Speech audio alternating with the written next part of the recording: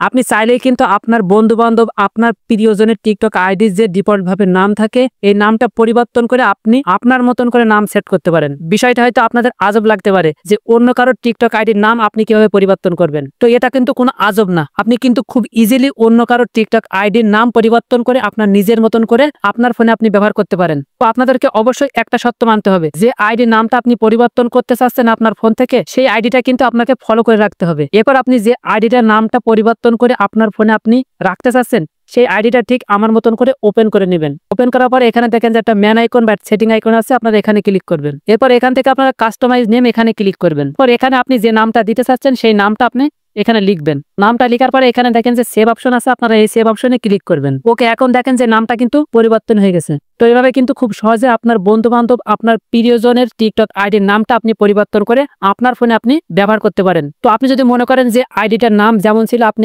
আবারও তেমন করে রাখবেন, তো এখান থেকে আপনি আবারও এই ম্যান আইকন বা সেটিং আইকনে ক্লিক করবেন। ক্লিক করার পরে এখান থেকে আপনি এই এডিট নেম এখানে ক্লিক করবেন। এরপর আপনি যে নামটা দিয়েছিলেন সেই নামটা আপনি কেটে দিবেন। কেটে দেওয়ার পর আপনি এডিট অপশনে ক্লিক করবেন। ওকে, এখন দেখেন যে নামটা যা ছিল সেই নামটাই কিন্তু আবার চলে এসেছে। That's it.